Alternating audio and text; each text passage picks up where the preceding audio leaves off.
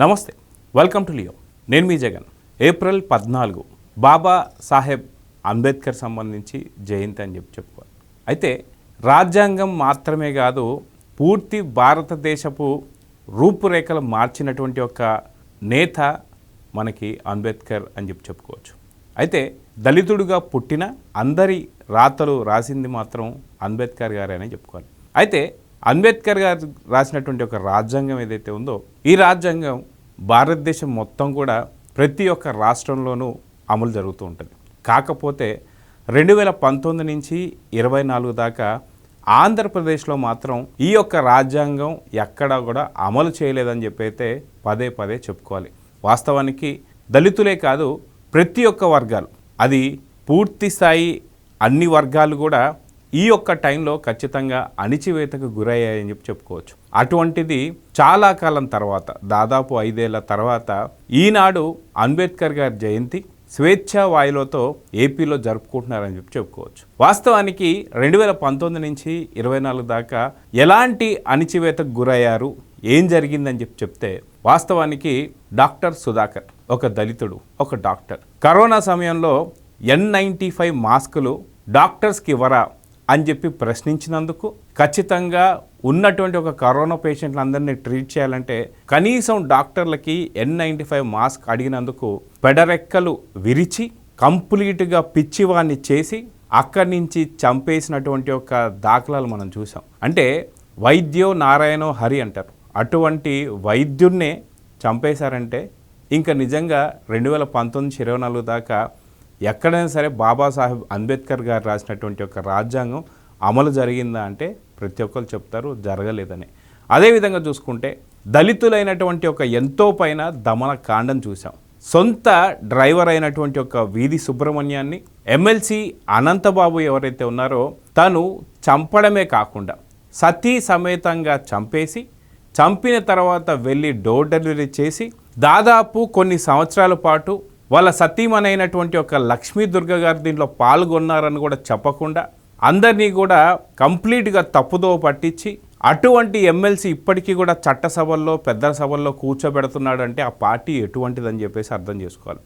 అటువంటి వీధి సుబ్రహ్మణ్యాన్ని చంపిందే కాక, డోర్ డెలివరీ చేసిందే కాక, దాదాపు 2 లక్షల రూపాయలు ఆ యొక్క పేద కుటుంబానికి ఇచ్చి మళ్ళీ ఇంకొకసారి ఈ యొక్క గురించి నువ్వు బయట ఎక్కడ కూడా మాట్లాడకూడదని చెప్పినటువంటి ఒక అనంతబాబు ఎమ్మెల్సీ, అదేవిధంగా అదే ఎమ్మెల్సీ న్యూ వీడియో కాల్స్ మాట్లాడుతూ ఇలాంటి పనులు చేస్తున్నా సరే ఆ యొక్క పార్టీ అధ్యక్షుడు ఏం చేస్తున్నాడని అడుగుతున్నారు. అదేవిధంగా చూసుకుంటే దళితులు అయినటువంటి ఒక ఎవరైతే అధికారులు ఉంటారో డెప్యుటేషన్ మీద పక్క రాష్ట్రాలలో ఉన్నటువంటి ఒక దళిత అధికారులను కూడా 2019 నుంచి 24 దాకా డెప్యుటేషన్ మీద తీసుకొచ్చి మరి వారిపైన కేసులు బనాయించినటువంటి ఘనత కూడా జగన్మోహన్ రెడ్డి గారికే దక్కుతుంది. వాస్తవానికి సునీల్ నాయక్ బీహార్కి సంబంధించినటువంటి ఒక క్యాడర్ ఉన్నటువంటి ఒక వ్యక్తి, ఆయన్ని 2019 నుంచి 24 దాకా ఆయన్ని ఇక్కడికి తీసుకొచ్చి RRR గారి యొక్క కస్టోడియల్ టార్చర్ కేసులో ఈరోజు చూసుకుంటే అక్యూజ్డ్గా ఉన్నాడు. అదేవిధంగా చూసుకుంటే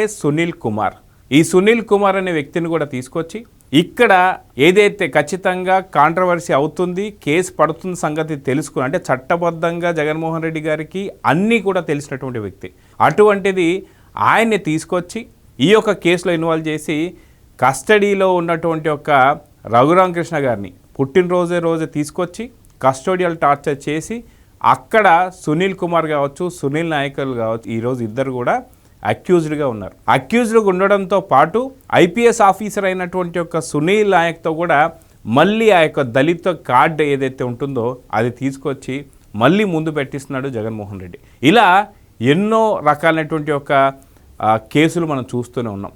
వాస్తవానికి కేసుల్లో ఇన్వాల్వ్ అయ్యేటువంటి ఒక కేసుల్లో ఎస్టీకి సంబంధించినటువంటి వ్యక్తుల్ని తీసుకురావడం, వారిని ముందు పెట్టడం, వాళ్ళతో చెలగాటలాడడం, అదేవిధంగా ఎస్టీకి సంబంధించిన కేసులు ఏవైతే ఉంటాయో ఇవి పెట్టడం, వీటికి సంబంధించి జగన్మోహన్ రెడ్డి ఆటలు ఎలా ఆడాడో చూసాం. అయితే 2019 నుంచి 24 దాకా ఎంతోమంది దళితులు నా ఎస్సీలు నా ఎస్టీలు అని అంటున్నటువంటి ఒక జగన్మోహన్ రెడ్డి, వాస్తవానికి మనం చూసుకుంటే కోడికత్తికి సంబంధించి జల్పల్లి శ్రీనివాస్కి సంబంధించి కూడా మనం చూసుకుంటే వైఎస్ జగన్మోహన్ రెడ్డి కోర్టుకు హాజరయ్యి ఒకే ఒక విషయం, అవును ఆ రోజు జల్పల్లి శ్రీనివాస్ కాదనో లేదా అవుననో ఏదో ఒక చిన్న సాక్ష్యం చెప్పడానికి కూడా రాకుండా ఒక దళితుడిని ఏ రకంగా హింసిస్తున్నాడన్న సంగతి మనం చూస్తూనే వస్తున్నాం.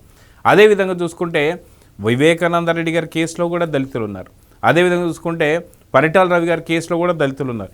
ఇలాగా ప్రతి ఒక్క కేసులో కూడా దళితులనే ముందు పెట్టి వాళ్ళ జీవితాలతో ఆడుకున్నటువంటి ఒక జగన్మోహన్ రెడ్డి గారు, అదేవిధంగా నా ఎస్టీలు నా ఎస్సీలు అని చెప్పేసి అన్న జగన్మోహన్ రెడ్డి గారు 2019లో ఆయనకి అధికారం ఇచ్చిన తర్వాత అధికార సంబంధించి సామంత రాజుల్లాగా వెలిగినటువంటి ఒక వైసీపీ నేతలందరూ కూడా వారి కిందున్నటువంటి ఒక ఎవరైతే డ్రైవర్లు కావచ్చు, మిగతా సభ్యులు కావచ్చు, వాళ్ళతో ఉన్నటువంటి ఒక తీరు కావచ్చు, వాళ్ళ పట్ల వీళ్ళు చేసినటువంటి ఒక దాష్టికాలు కావచ్చు, ఒక్కొక్కటిగా వెలుగు చూస్తున్నాయని చెప్పుకోవాలి.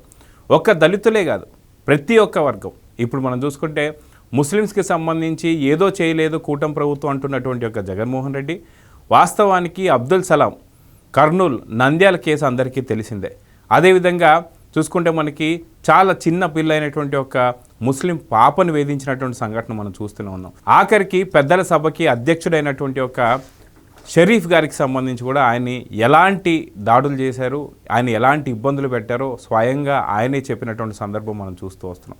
ఇలాగా ఏప్రిల్ 14వ తారీఖున బాబాసాహెబ్ అంబేద్కర్ సంబంధించిన జయంతి రోజు దాదాపు 5 ఏళ్ల తర్వాత స్వేచ్ఛావాయువుల మధ్య దళితులే కాదు ప్రతి ఒక్కరు కూడా స్వేచ్ఛావాయువులు పీల్చుకుంటూ వారి యొక్క జన్మదినాన్ని పురస్కరించుకొని చేస్తున్నటువంటి ఒక సందర్భంలో గతంలో జరిగినటువంటి ఒక దాష్టికాలు కావచ్చు, దుర్మార్గాలు కావచ్చు, దాడులు కావచ్చు, అది దళితులపైన కావచ్చు, మరొకరిపైన కావచ్చు, అటు ఐఏఎస్లు కావచ్చు, ఐపీఎస్లు కావచ్చు, ప్రతి ఒక్కరిని కూడా నిందితులుగా చేసినటువంటి ఒక జగన్మోహన్ రెడ్డి గారి గురించి ఈరోజు తలుచుకుంటూనే ఒక పక్క వేడుకలు చేసుకుంటున్నారు. ఖచ్చితంగా ఇలాంటి రోజులు, ఇలాంటి చీకటి రోజులు మరొకెప్పుడు కూడా రాకూడదు అని చెప్పేసి కోరుకుంటూ అందరూ కూడా బాబాసాహెబ్ అంబేద్కర్ సంబంధించి జయంతిని పురస్కరించుకొని వేడుకలు అయితే ఘనంగా జరుగుతున్నాయి.